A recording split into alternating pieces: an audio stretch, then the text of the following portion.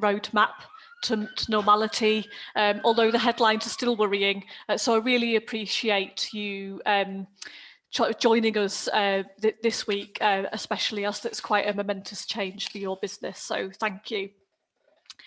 I'm delighted that I've been able to see my first Yorkshire Puffin this year. It was it was really disappointing last year to cancel our festival and not be able to go and indulge myself in our amazing Seabird city. So delighted that we're sort of one step forward in that sense and delivering our Puffin Festival. Again, albeit digitally this year.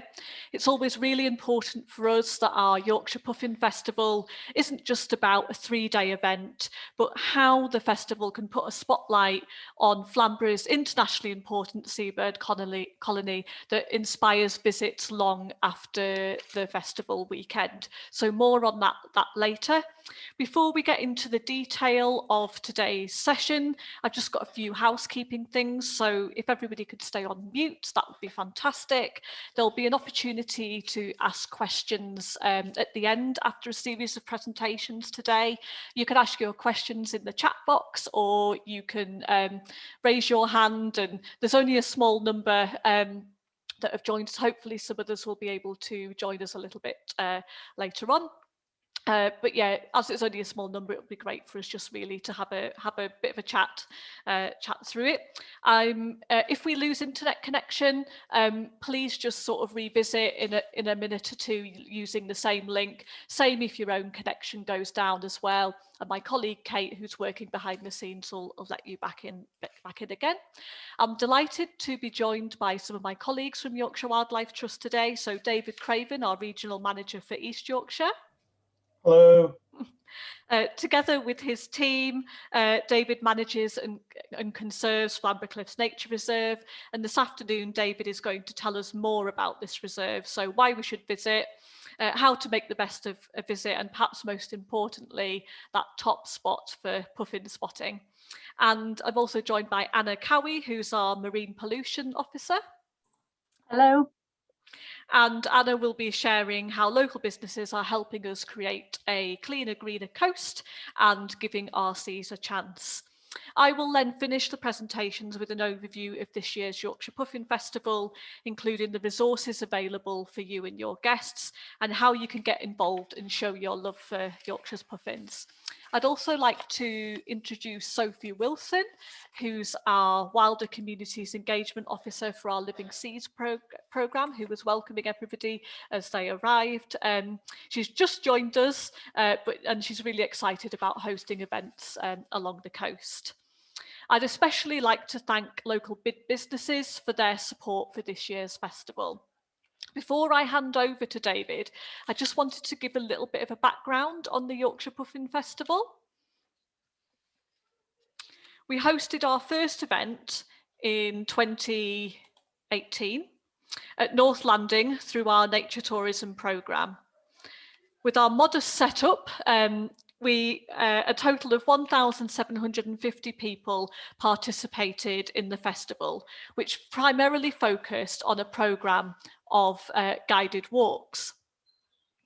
53% of the people that we surveyed had come to Flamborough that day specifically for the festival, and 46% were visiting on a day trip, so a potential audience there to convert into overnight stays.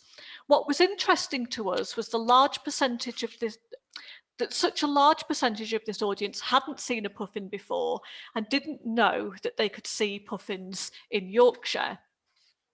We had adults in tears of joy, families who'd accomplished their mission of their holiday of spotting a puffin and made memories, and we were able to attract and engage new audiences which the festival is very much aimed at, and you can see that within the puffins, and most importantly, they got fantastic views of puffins from Flamborough Cliffs as well. But it isn't just about the on-site visitors, but the online audience too. During the period of the festival, or the month of the festival, our Twitter reach increased from 50,000 to 115,000. Facebook likes increased by 53% from the previous month, and we attracted regional TV, radio, and press. Puffins are popular, there's no doubt about that. And all of this content is easily available for you to share as well on your own social media. Our web pages for this year's festival have only been online for 2 weeks, and with minimal promotion, we've had over 3,000 page views and nearly 600 sign-ups now to receive a Puffin Protector pack. Puffins have a broad appeal, not just with wildlife enthusiasts, and we want to share this with you and together develop the festival for years to come. Research through our nature tourism programme has shown us that the value of nature tourism in East Yorkshire has increased from 9 million to 24 million over the course of a decade. So that's the economic value to the region of East Yorkshire annually. With visitor centres that have been built, events initiated, and with the marketing of the region's wildlife, this has led to this growth. It's forecast that by 2025, the overall value could increase even further to a value of 36 to 42 million annually. But this depends on increased visitor numbers, us all working together as a tourism sector, investment in marketing and product development, and increased spend per head. We've experienced a dip in this graph over the last year, but there's no doubt of an immediate boom of visits to the coast and staycations, and I imagine that you are pretty full.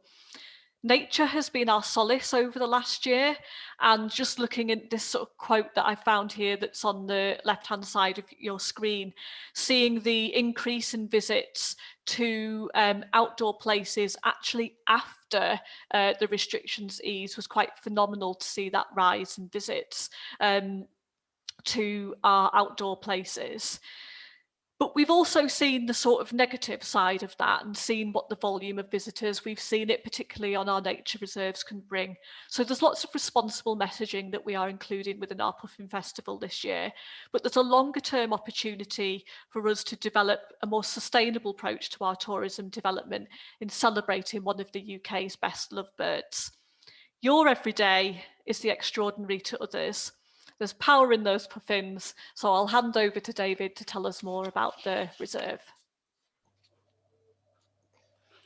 Thank you very much, Helen. And hopefully we've smoothly gone on to my screen. So yeah, thanks very much for coming this afternoon. So I just want to talk to you a little bit about the reserve, about what you actually see there. I'm just getting my screen to change. So this is an area you as accommodation and other sort of supporters of businesses in the area will be very well familiar with, but it's an area that, despite its popularity, people don't necessarily fully appreciate what Flamborough Cliffs is as a nature reserve as well.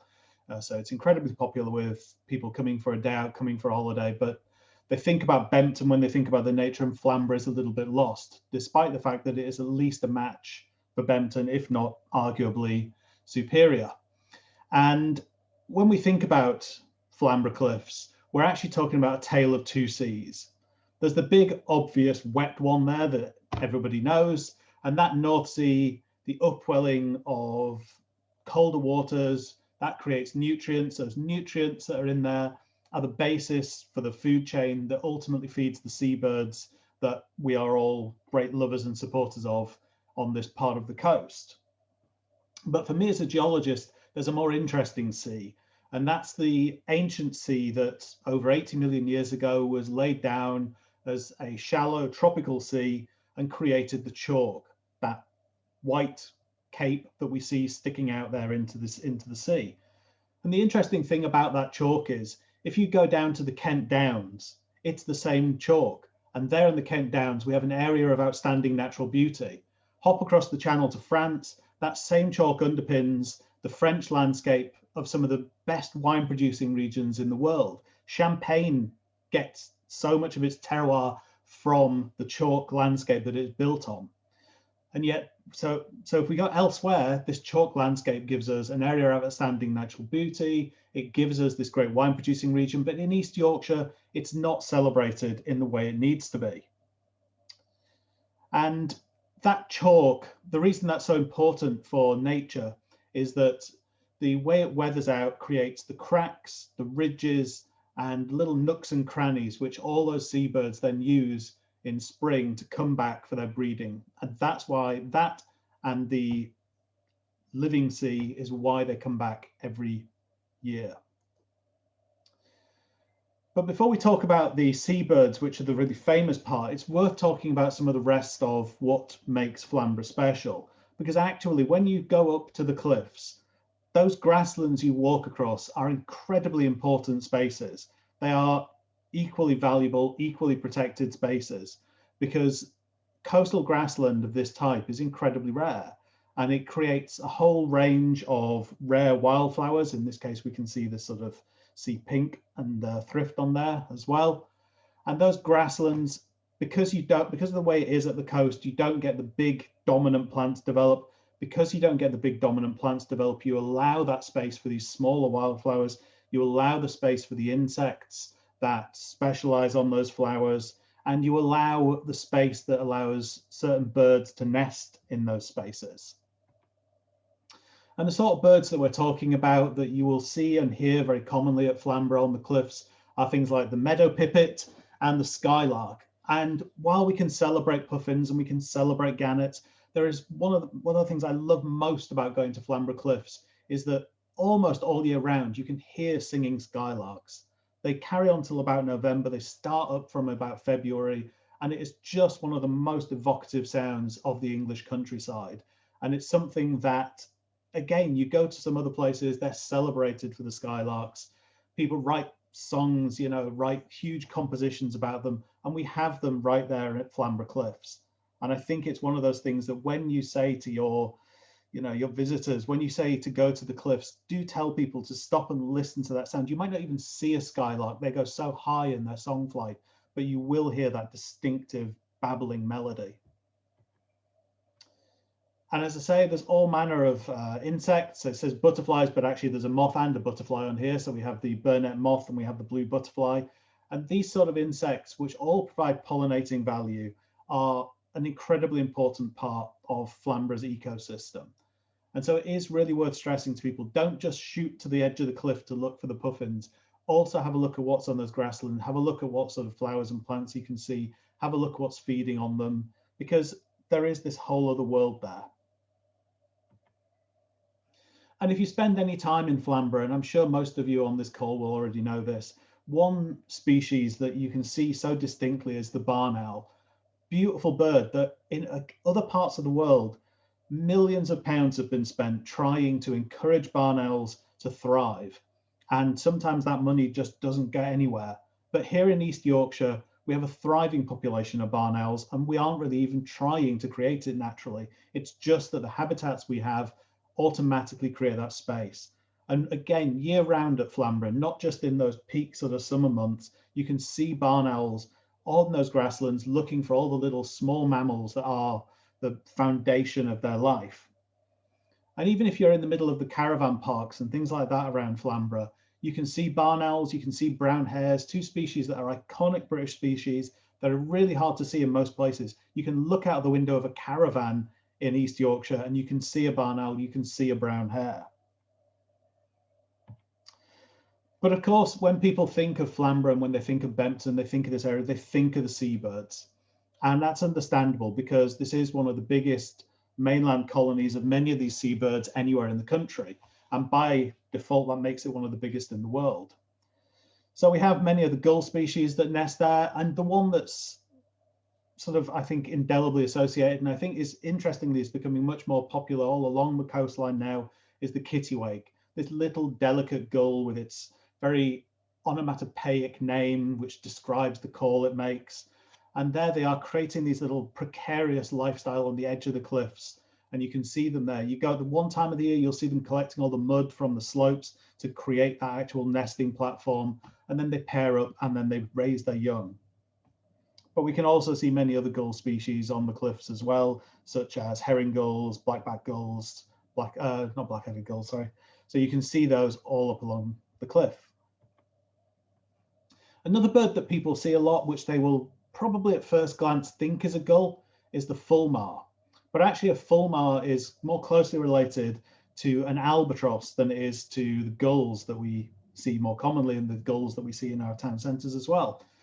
And the really distinctive thing about these is if you look at the top of the bill there, you can see this strange little structure above their nose. And this is a distinctive feature of this type of bird, and it allows them to actually clear out things like the salt water that builds up in the back of their throats otherwise. So when you think of these, they look like a gull, but actually think albatross. And when we're talking about iconic species for this part of the world, the gannet is one that is unavoidable. It's one that we all think of. Now, at Flamborough, the gannets don't nest. The gannets all nest in one massive colony at Bempton. And whenever anybody goes to the coast, I always say, it's not about picking between Bempton and Flamborough. If you're interested in wildlife, you should always do both, because the sights and sounds and smells of a seabird colony, the smell of the gannet colony at Bempton is one of the most, it should be one of the wonders of the world, frankly. It hits you like a physical presence before you even get to see any of them. But at Flamborough, you see the gannets instead in this sort of pose, flying past, cruising along on their way back to the nesting colony, having been out doing their fishing. There is an incredibly disturbing story I like to tell some of my colleagues about gannets, but I'm on best behavior today, so I'm not going to tell that story right now. But all I will say is don't ever go too close to a gannet. But when we do think about the birds that we associate with this space, it is the auks. And this is Auk AUK, which is this type of seabird, as opposed to ORC, which is, of course, the thing in Lord of the Rings. And auks are these little birds that specialize on these sort of sites. And they nest in little cracks or on the small ledges. They don't tend to build a particular nest. They just lay their egg direct on there. And there's three types that we see in this area, commonly breeding. You will occasionally see things like a little auk at the right time of year as they're passing through, but mainly it's about these three. So in the bottom left-hand corner, we have the guillemot, which is from a distance easily thought of being a sort of a very plain black and white bird. But when you actually look closely, you can see it's much more of a deep chocolatey brown, like one of those sort of green and blacks, sort of 85% sort of chocolates. You know, it's towards black, but there's a little bit of brown in there as well. And they're by far the most numerous of the birds that you see on the cliffs. Sometimes you'll see what's called the bridled form, which is where that little sort of stripe coming away from the eye is white instead. It's actually the same species, but you get both of them there on the cliffs.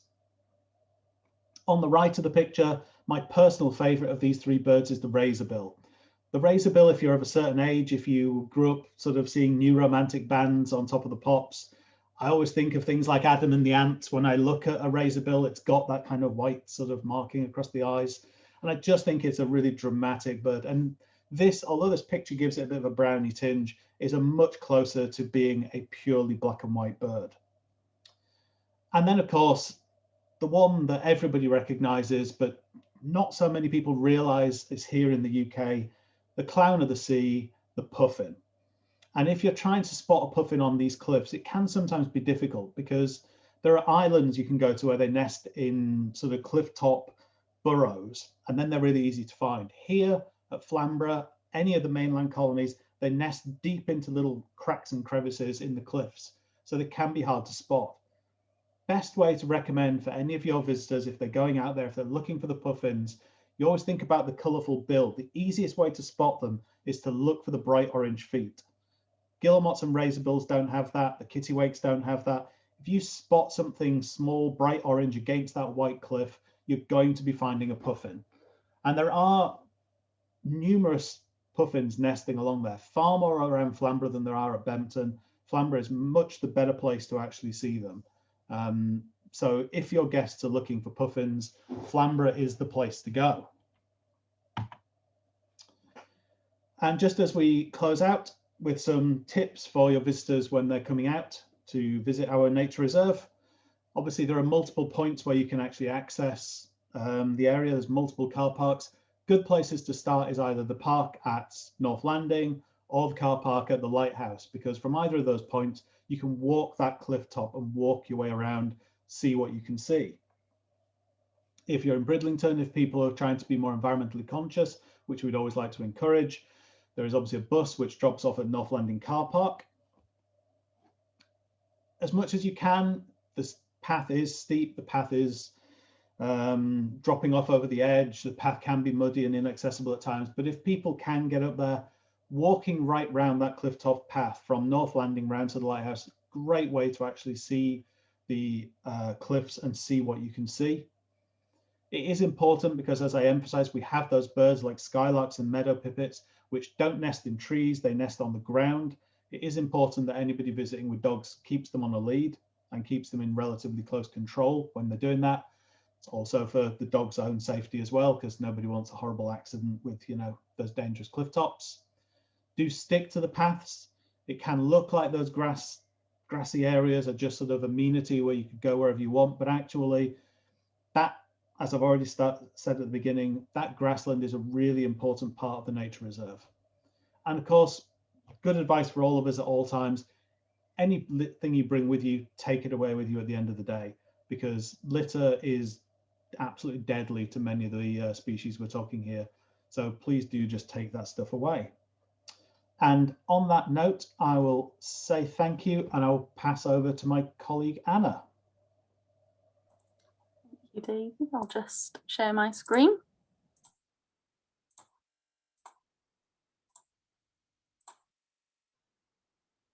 Fingers crossed you can see that okay. Is that all right? Fab. Yeah. Great. So thank you for coming, everyone. It's a pleasure to be here talking to you. So today I'm going to touch on what Yorkshire Wildlife Trust are doing to try and save our puffins, and how local businesses can help to give our seas a chance. So my name is Anna, and I am the Marine Pollution Officer for the Trust. So I do a variety of work, including working with communities regarding improving water quality and managing all of our marine litter projects, which, as David said, it's an ever increasing issue, and it is a significant threat to our seabirds. So I just wanted to start off with a small anecdote. So we usually, in a COVID-free world, run a fantastic event called Peering at Puffins, where we have a dedicated team of volunteers that stand at our nature reserves at Flamborough Cliffs, armed with a range of binoculars and telescopes, and they simply show the puffins and the incredible seabird city to passers-by. So a couple of years ago, I decided to go and join them to see what it was all about and how people were engaging with our wildlife. I was absolutely blown away by how many people had no idea puffins were even right there in front of them on the cliff top. So most people I spoke to thought of them as an exotic species and thought that they would never have seen them in Yorkshire. And people can't believe that we essentially have our own Yorkshire bred puffins. We have this huge accolade, which David touched on. So it's the largest mainland breeding seabird colony in the UK. And we should be shouting at the rooftops about how incredible it is. Our Yorkshire coastline has some amazing wildlife, from puffins to seal colonies to minke whales and basking sharks. We really need to be spreading the word about what is on our doorstep and what people can do to help and safeguard it. So David has already touched on this, but I'm going to take it from a marine aspect. So in this first picture on the left, what you immediately notice is the beautiful chalk cliffs that we have in Flamborough. So as our Yorkshire puffins live on the mainland, our puffins have to be very, very cautious of land predators. So other populations in the UK that live on islands often live in things like rabbit burrows, where these predators are not present. So the cracks and crevices in our cliffs provide a relatively safe place for the puffins to breed. So we also have this incredible underwater chalk reef off the Yorkshire coastline. So the Flamborough Head represents 9% of all coastal European chalk. It extends up to 6 kilometres offshore, and it supports some of the best and most diverse reef habitats in the UK. So the soft chalk creates underwater outcrops, gullies and overhangs, as you can see in this picture. And this range of habitats supports a vast number of marine animals, allowing a thriving marine food chain. So kelp is the name given to several species of large brown seaweed. It has a similar structure to a plant with a branching holdfast that roots itself to the seabed, a thin hard stalk called a stipe, and fronds that spread out like leaves. So kelp forests thrive in the nearshore waters around Flamborough Head, and they are the marine equivalent to tropical rainforests in terms of its productivity and its biodiversity. They also provide shelter to many marine animals, such as fish. You can see this adorable seal playing around in the kelp forests. And they also play a very important role in carbon cycle capture. So kelp actually captures 75% of the net carbon fixed annually in the sea. They also reduce coastal erosion by serving as a buffer against strong waves. So as climate change creates more severe weather, these kelp habitats are becoming more and more important for animals like our puffins. So the waters around Flamborough Headland are particularly rich in marine life, and this is due to the proximity to an upwelling of nutrients and plankton caused by what is known as the Flamborough Front, and this provides a plentiful food supply. So the Flamborough Front is where cold waters from the north meet warmer waters coming from the south, and this generates an upwelling of nutrients, which in turn attracts a variety of marine wildlife. So how are our puffins doing in Yorkshire? So the Yorkshire puffin population is thought to be relatively stable. However, this is actually really difficult to determine as they live in these cracks and crevices. So it's often really challenging to count their numbers or monitor their breeding success. However, puffins have suffered a rapid decline in numbers across a lot of Europe in recent years. And in 2015, they were added to the list of vulnerable species. So puffins have to fight several human-caused battles to survive every single day. There is a depletion of their food from overfishing, pollution of the seas that they swim in, and climate change is affecting their food sources. So puffins are having to fly further and further to find food as warming seas caused by climate change are resulting in a shift in the distribution of the sand eels, which the puffins rely on. So here you can see in this photo a puffin with a lot of sand eels in its mouth, which are a type of fish.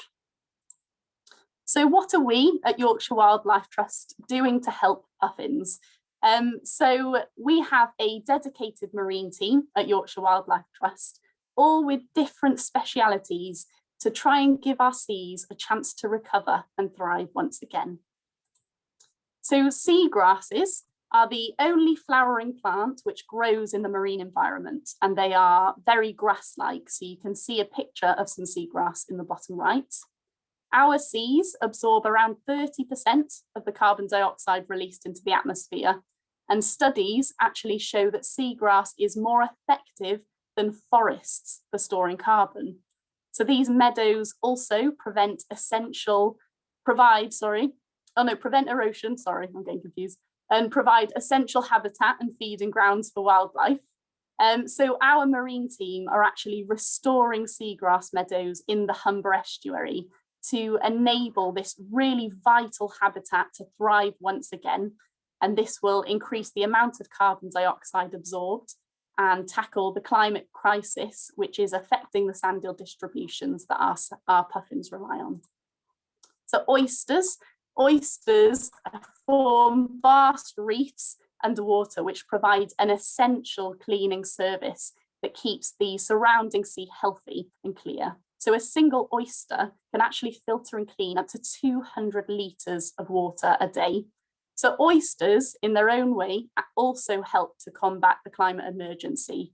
So by filtering our seas and keeping them clear, they allow more sunlight to reach deeper, encouraging plants like seagrass to grow. So alongside our innovative work to restore seagrass, we are also reintroducing oysters into the Humber for the first time in 50 years, which is really, really exciting. So above and below the waves, the North Sea is becoming gridlocked with activity. So there's installation of infrastructure and resource exploration, and this can cause excessive levels of noise and damage to the seabed, which is home for so many incredible marine species. So over the last decade, our marine team have championed the need for healthier marine ecosystems and have fought for better protection of our seas. So our team have helped to secure a network of 4 new marine protected areas within Yorkshire seas. So marine protected areas are nature reserves at sea that restrict or prevent harmful activities from taking place within this area. So it's now really important that we make sure that these nature reserves at sea are not just lines on a map, but that they are real sanctuaries for our marine wildlife. So we've already ensured the enhanced protection of Flamborough's existing marine protected area, where bottom-toed fishing gear, which is extremely harmful and absolutely destroys seabeds, this is now no longer permitted in large areas. So I just wanted to show this fact file from one of the marine protected areas. It's this little triangle, and you can see it on this larger map on the right-hand side. But in the fact file, you can see it says the seafloor consists of coarse sediment and sand interspersed with small patches of rock and gravel. This supports many creatures that burrow within or camouflage against the sediment. The sand eels here form a key food source for grey and harbour seals, as well as harbour porpoise, and also our puffins. So protecting these, maybe not very sexy habitats, but protecting these, very vital habitats that might just seem like sand and gravel on the bottom of the seafloor is actually really, really important for our marine wildlife. So I've just got a really quick infographic that we made for kids a few years ago, but I thought it was just a nice thing to tie it all together. So sand eels feed primarily on microscopic zooplankton, whose numbers could change due to changing climate and habitat disturbance. The sandy seabed provides a home for sand eels in the winter. Sand eels hibernate deep into the Sound. Yorkshire coastline, which we all know, is now home to over 400,000 seabirds, including gannets, puffins and razorbills. Harbour porpoise and larger fish also depend on sand eel for food, and commercial fishermen catch sand eel for use as bait or agriculture, and bottom trawl fishing practices disturb their habitats.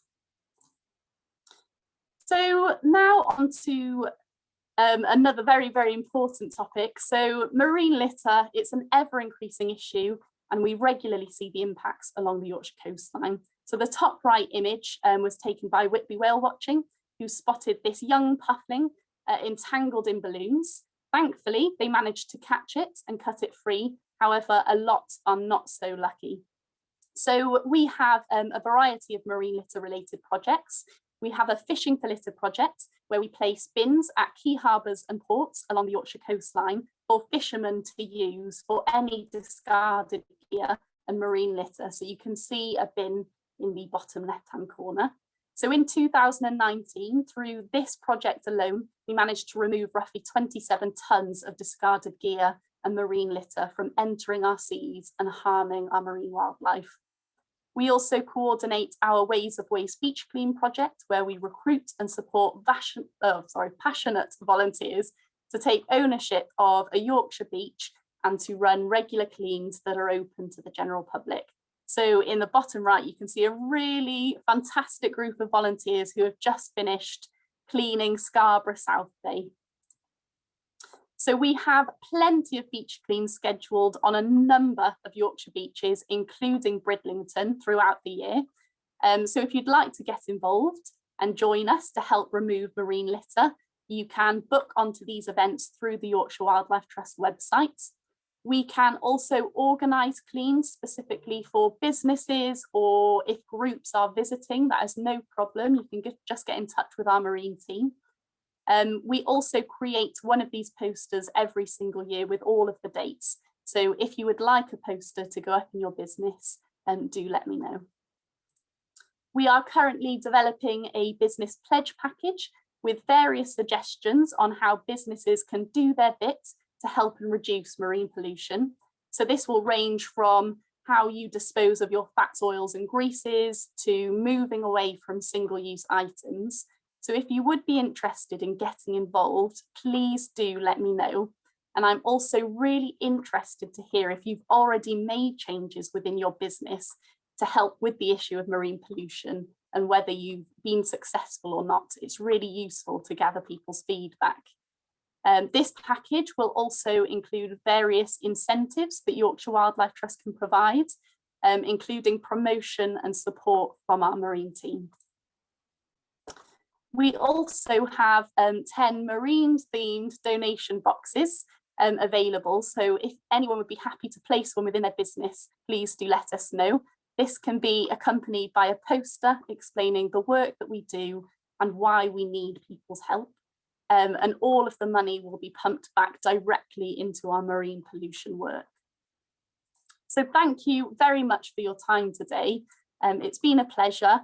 I've put 2 emails here where you can contact me if you would like. It is anna.cowie@ywt.org.uk or livingseas@ywt.org.uk.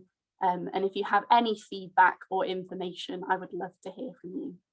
Thank you very much. Thank you, Anna. Really fantastic. And an amazing celebration from both of those presentations there of our incredible coastal wildlife, but why we also need to protect it and the work that's happening behind that. So the engagement that takes place during the Yorkshire Puffin Festival allows us to deliver those various messages, and that's where Sophie's programme will really come into play as well.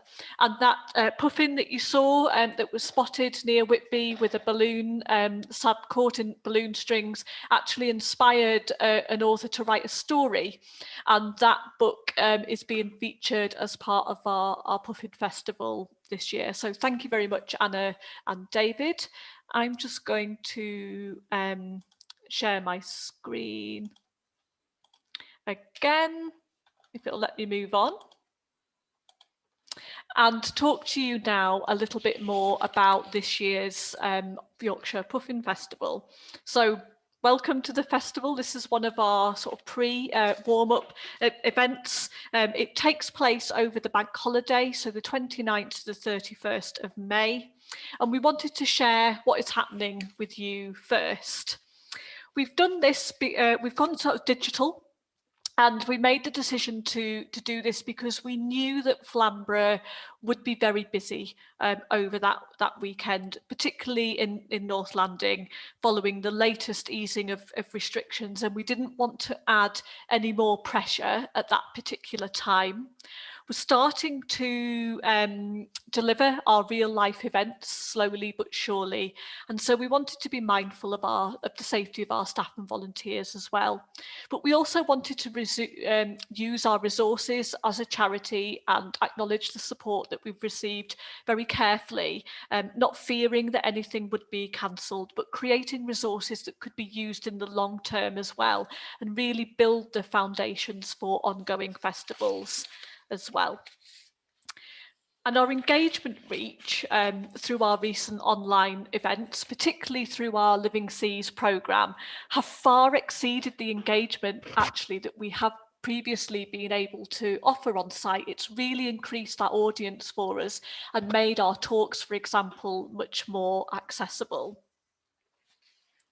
So arriving at our festival homepage, and Sophie is going to put our web link in the chat for you, our audience has the option to decide whether to plan their own trip to the coast or join in some events from home. So this is Cliff, our puffin mascot, who's very much part of our Yorkshire Wildlife Trust family. So under the at home section, and this is all live on our website now, and under the at home section, we have our list of online events. So BAFTA award-winning producer and the original producer of BBC's Spring Watch, Stephen Moss, is joining us for a special talk to launch the festival on the 26th of May. The prime time slot for Spring Watch has been instrumental in sparking interest and raising awareness of British wildlife. And through our nature tourism research, we know that it has that connection of really sort of driving audiences to wildlife watching hotspots. So that's where we want to make sure we're maintaining that connection with that audience that we want to drive and attract to the festival and to Flamborough. We've also just had confirmation that the director from the Puffin sequence from BBC Spy in the Wild, where they had animatronic animals that they placed with their real life counterparts, has just confirmed that they're going to do a talk with us as well as part of the festival, which is really fantastic. And for younger pufflings, we have a live breakfast club each morning, and we will be releasing specially written bedtime stories which have been illustrated by Bempton and Flamborough Primary School. So it's really important for us that we have that community connection, and the schools have previously helped us launch the festival in the past.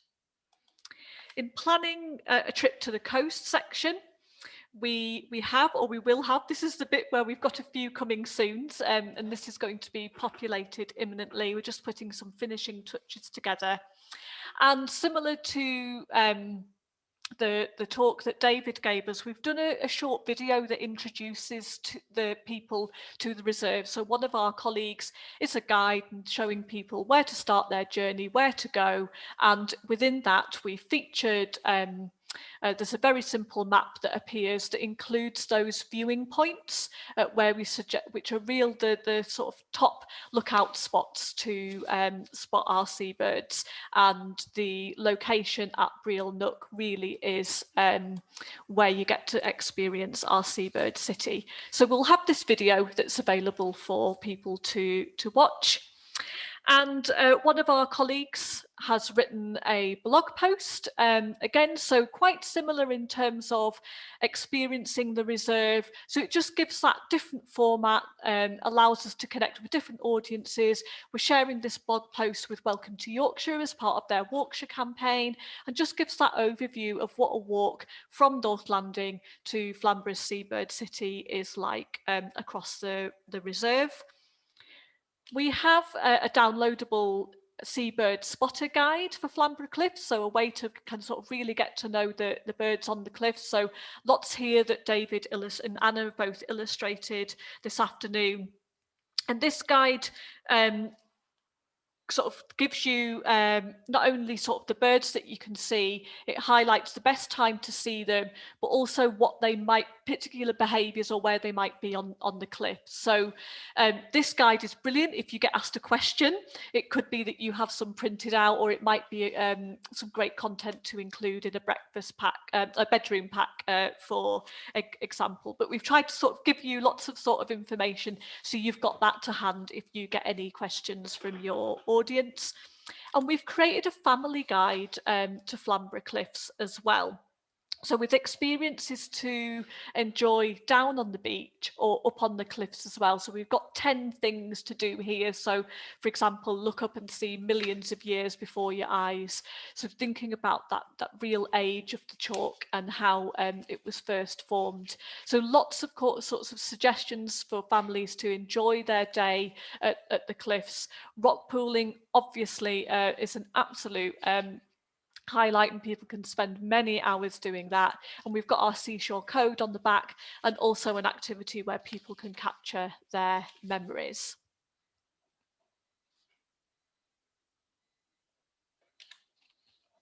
But that's not all. We have more. Just to say, those resources that I've highlighted, they will be available after the festival as well. So we will be keeping our festival web pages open for some time. We also have a dedicated web page for Flamborough Cliffs Nature Reserve, and we will then be migrating all of this content on there. So it's available for you to access, for your guests to access, whether you wanted to create links. We're also going to release a Puffin quiz over the weekend, over the festival, and also sort of going forward as well, that will be available. It makes great car journey content, or again, it might give you those sorts of top facts that you can share with your guests as well and demonstrate your knowledge.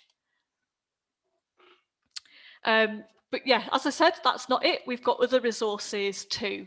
We have on our webpage our Nature Tourism Business Toolkit page, which Sophie, again, is going to share that link with you.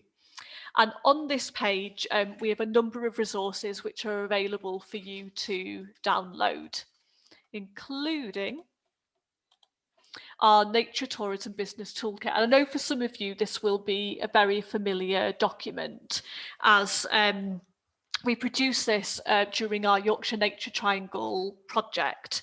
And I was been reacquainting myself with this and actually seeing like there's a bit of this strange thing that puffins are really, you'll see from the title of our website on the previous slide, the cover of this, puffins have been a sort of a fantastic star throughout it, but also the Yorkshire Puffin Festival is a great way to really activate all of the top tips that are featured within this guide. So not only does it sort of feature ways that you could sort of share with your audience Yorkshire's incredible wildlife, but lots of tips of how to get to know the audience that might be interested in coming to spend time at Yorkshire's wildlife, but also how this can lead to growing your business as well. So in terms of putting this guide into practice, there's a section about top tips for marketing magic, and there's lots of sort of ways the Puffin Festival can activate those.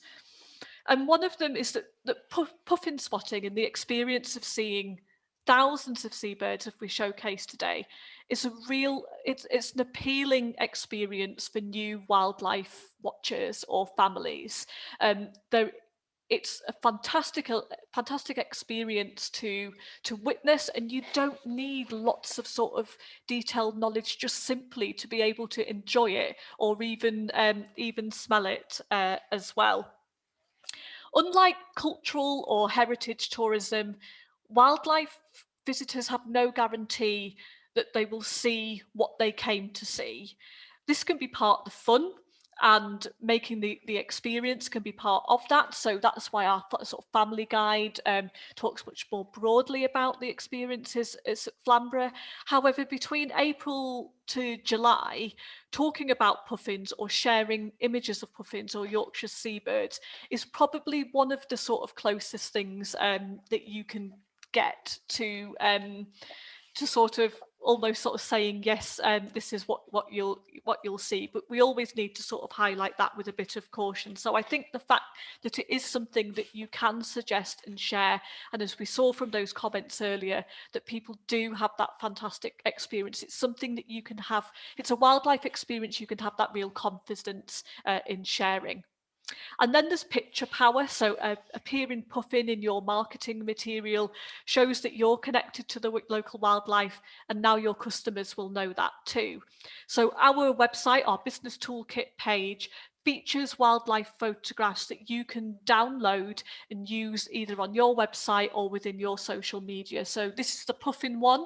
It is branded, so we ask that people do not alter the image in any way, but we have that those photographs there. And a lot of feedback that we've received is that people want to share news about the wildlife, but they don't necessarily have access to those images to showcase how fantastic it is. So we've also got 2 short videos videos. One highlights the wildlife and the nature tourism assets, facilities that are available in East Yorkshire, and one focuses very simply on the wildlife as well. So they are there for you to download, use, add to your website and use on your social media, and the web page includes instructions of how you can use them too. Another tip within our guide is about, oh, I've moved too soon, is about sharing the experience. So at the beginning as well, just thinking about the feedback that we saw from our from those that attended the festival the first time, and the memories that they created and what they wanted to sort of share with us. Being able to sort of capture that from your guests and being able to share those is another way to let your followers know, and that next time they'll want to come and do the same thing as well. And one of the other tips in our guide is about keeping your communications and your marketing personal, and really sort of sharing that passion that you have for where you're based, where you live, Yorkshire's wildlife, Yorkshire's incredible outdoor environments. And so this is a way that you can get involved in the festival and do that. So we are launching a competition to find Yorkshire's biggest puffin fans. And these are just some of the entries that we've received already. So we've got someone here in a puffin hat and their puffin scarf, quite similar to the one I have today. I could join in with my puffin mug as well. My desk is absolutely full of puffins. And then this young child, this baby here, who has got puffin hat on as well. But also we've received poems, we've received cross stitches, paintings, people that have made sculptures and taken them down onto the beach. This really beautiful one that's been made from the flowers as well. So we would be delighted if East Yorkshire businesses joined in and showed their love for Yorkshire's puffins, which is a real theme that runs through the festival. We want to highlight our love for puffins, but show that love for puffins as well through the positive actions that we're taking for our marine environment. We would love to see businesses taking part, and it's a great way for your potential guests to see how much you sort of love puffins and sort of share that enthusiasm as well.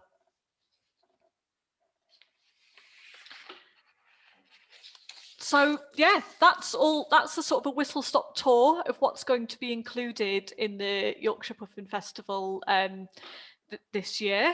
We're really excited to get started. We're delighted with the feedback that we've received already, and this year we'll be using our Yorkshire Wildlife Trust channels, which have a much greater reach than our Yorkshire Nature Tourism pages, which we previously used. So we're really excited about how far and wide we're going to be shouting about Flamborough Cliffs and our incredible marine wildlife. So I'll end that there, and then we'll be very happy to take any questions that you have. I know some of them have appeared already.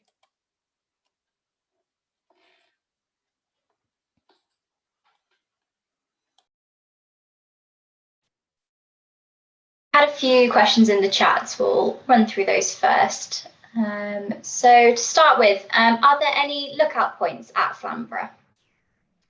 No, so we don't have, in the sense that Bempton obviously has the big structures that are built to, you know, give you those lookout points. And part of that's because just those few miles make a difference in terms of the structure of the cliff, which makes building that type of structure a bit more risky on Flamborough than it is at Bempton, where it's less sensitive.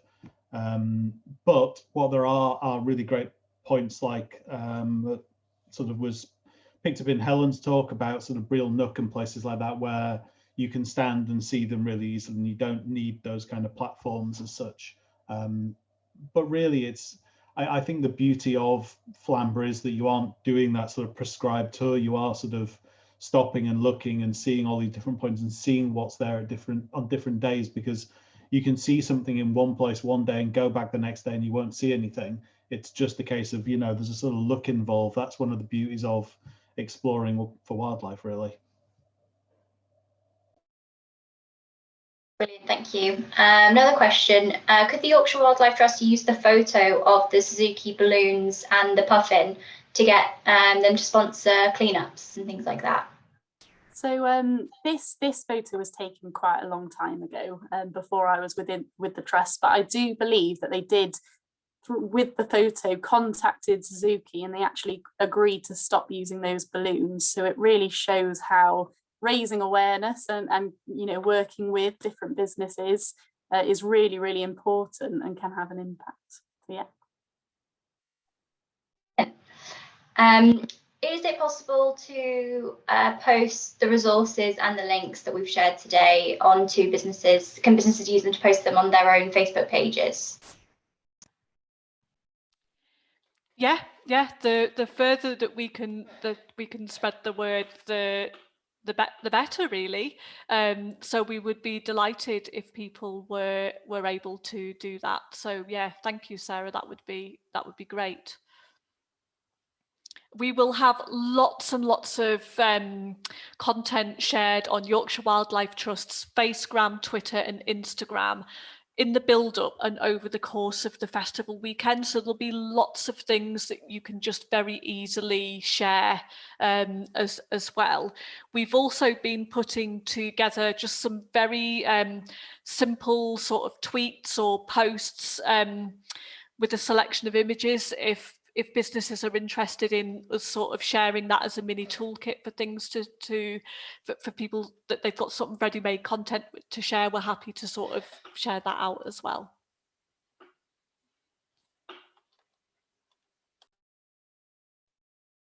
If anyone else has any further questions, please do type them into the chat or simply use the raising the hand function as well.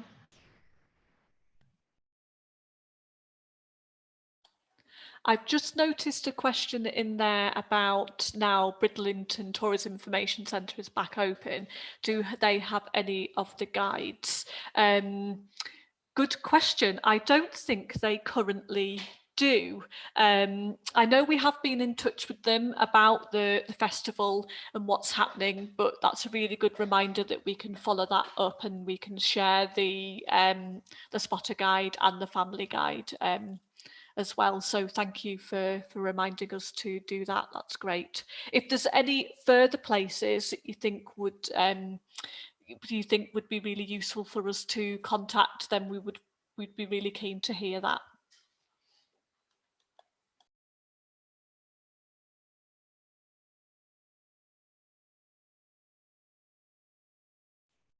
I have a question, Helen, if that's all right, for anyone who'd like to answer. What's the difference in the experience that you can get between Flamborough and Bempton Cliffs? So, I mean, really, Bempton Cliffs is about, it is this huge mainland gannet colony. That's the big thing. It's like, if you imagine going to Bass Rock in Edinburgh, where you go out on the boat and there's, you know, tens of thousands of gannets. It's what completely dominates that particular part of the cliff, and it's where they all go basically. So you have, I think it's about 30,000 birds now on that section of the cliff, whereas around Flamborough Head it's a little bit more sort of varied. It's a little bit more sort of spaced out in terms of it's the razorbills and the guillemots and the kittiwakes, and then the puffins in there as well. Yeah, that's the big difference. I mean, the other difference is obviously Bempton is very much contained as a nature reserve alone. So the parking is RSPB, there's an RSPB sort of visitor facility there.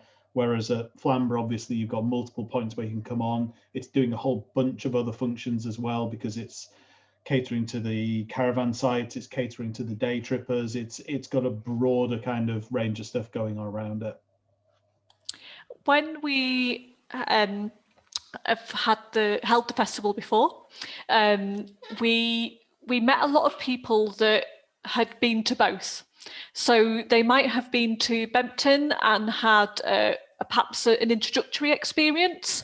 Met some of the guides and volunteers on the cliff top, had that sort of direction, and then they've sort of come to Flamborough maybe the next day or that afternoon, and they've really enjoyed, as David was saying earlier, that sort of the balance between the two experiences. So we often talk about sort of Flamborough Cliffs being that sort of maybe sort of slightly wild, a little bit more sort of rugged experience, but the two sort of really do complement each other.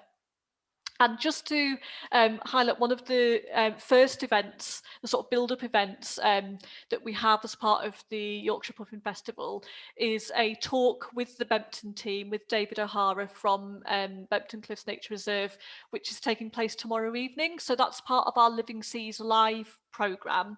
So we run a monthly talk, we get quite into depth about particular topics linked to our marine conservation work, as Anna's given a bit of an overview today. And so it's great that we can sort of kickstart, well, have one this month that's all based about puffins, and being able to sort of talk to Bempton about our collective Seabird offer. And then if people are interested, we've got those that are continuing then throughout the year.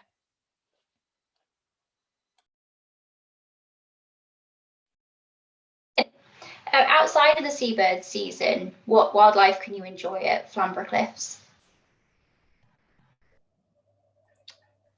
Anna, do you want to go first? Sure, thank you. So we have an incredible array of marine wildlife. So in the last couple of years, there have been an annual sighting of humpback whale. We do have whales in Yorkshire. And if you go a bit further up the coast to Whitby, you have good chances of seeing a minke whale if you go out on one of the trips there. We've got, harbour porpoises, bottlenose dolphins are becoming more and more common in the area.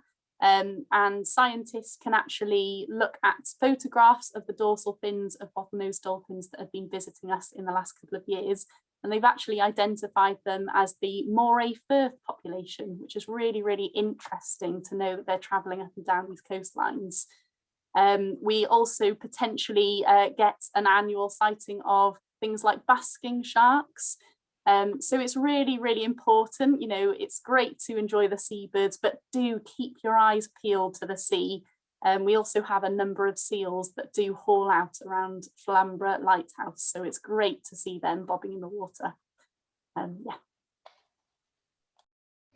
I would add that obviously then on the cliff tops you've got things, as I've already mentioned, like the barn owls and the brown hares that you'll see year round. There's a lot of smaller birds that you'll see, things like linnets. Flamborough's a really big hot spot for migration in spring and in autumn, so that you get these birds that are coming in or going out of the country that may not normally be here, so you get real little rarities pop up because they'll just happen to have been there for a couple of days fueling up before they're going wherever they're actually going. So it can be brilliant from that perspective too. On our business toolkit page, we have a wildlife calendar, which is also another download, and that highlights wildlife that can be seen across Yorkshire at each time of the year. We have got seasonal itineraries as well. We've sort of held back on sort of shouting about those just at the moment as various businesses open back up again, but they are there. That has suggestions of wildlife and various experiences all year round.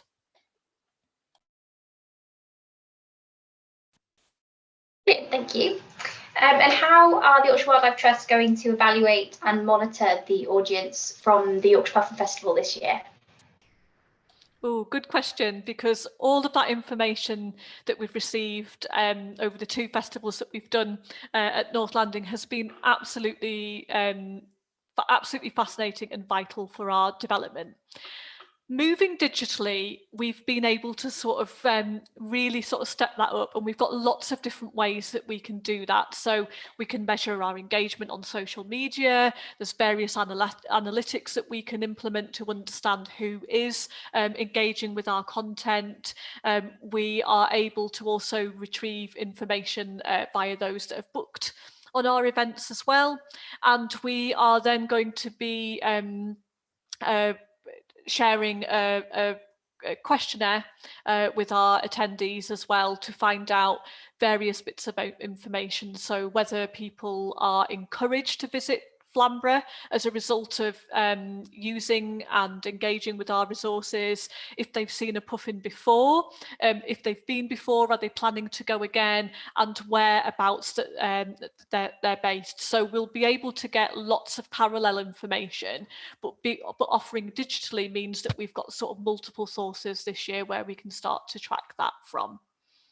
And our Puffin Protector Pack as well is a really brilliant way that when people sign up to receive this pack, so it features Puffin Fact File, a Puffin Mask, other sort of various creative activities, and a time and a fact sheet for where people can then you know, how they can help puffins at home.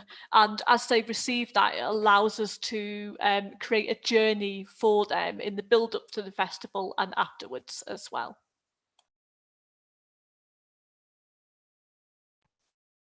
Lovely, thank you. Sarah has a confession for us. She doesn't know where exactly the Living Sea Centre is and where to direct guests. Is there something that we could provide to help that? Do you want me to answer this one, Anna? So the Living Sea Centre is based at South Landing in Flamborough. The Living Sea Centre is currently closed to visitors. So before the pandemic, it was open. People could drop in, they could meet our incredible team, our amazing volunteers, learn all about incredible life under the waves, learn all about the North Sea, and a real fantastic hub for our education and engagement programme. Because it is an indoor attraction, we're kind of working as a team to decide what the next step is in terms of how we open that centre back up to visitors. So we're still working that through as a team, and we'll be sharing the next step. But Sophie's engagement programme that she will be delivering, we will be using it as as an events hub. So, okay, does it have its own website? I think that I'm going to sort of look to Anna on this. It does have its own web page on our website, but I'll just hand over to Anna because Anna knows the exact content of what's on that web page. So unfortunately, the information regarding the Living Sea Centre, well, it's not unfortunately, it's great, but other websites do have that information, but unfortunately not all of them have updated it. So we do have a web page dedicated to all of our Living Sea Centre related work. So I'm just finding the web page now, and I will post it in the chat so that you've got that to guide people to the information. And it will give you up-to-date information when and if the Living Sea Centre opens up. Does that include directions as well, Anna? I believe it doesn't at the moment because we are closed and all it gives is our virtual elements, but it's something that I can easily add on. Yeah, colleagues at Bidlington Tourism Information Centre would be able to direct people to the Living Sea Centre. When you drive, there are brown signs in Flamborough that direct people to the centre if they navigate their way to South Landing.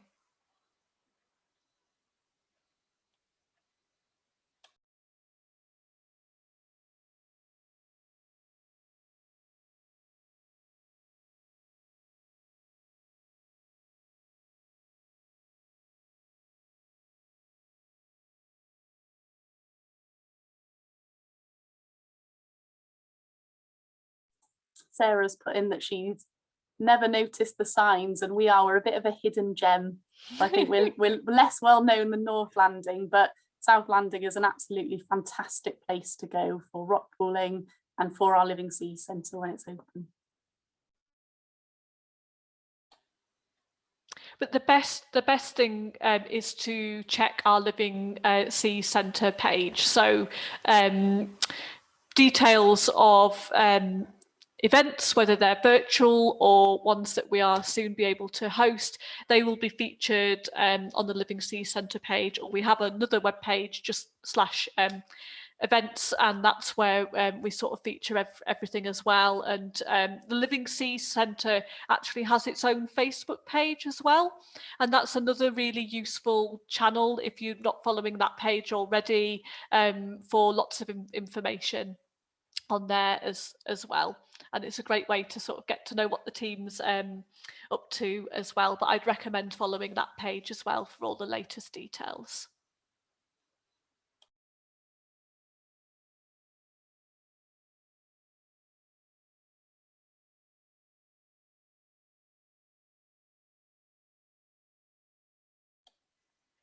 Okay. I don't think there's any more questions. Oh, we really appreciate your time today, and I hope it's been really useful. If you do have any particular questions for us, or anything that you want to sort of you've had a bit of a think about after today, and you want to sort of know again where things are, then you're very welcome to contact us. So our email address, supporter.services@ywt.org.uk, is the best address to contact us on. I'm Helen Jones. If you ring Yorkshire Wildlife Trust number and want to get through to anyone, that's absolutely fine. And yes, please just keep watching the Puffin Festival pages and our social media for lots of fantastic content for you to share. Okay, we'll stop our recording now. Thank you very much. Bye-bye.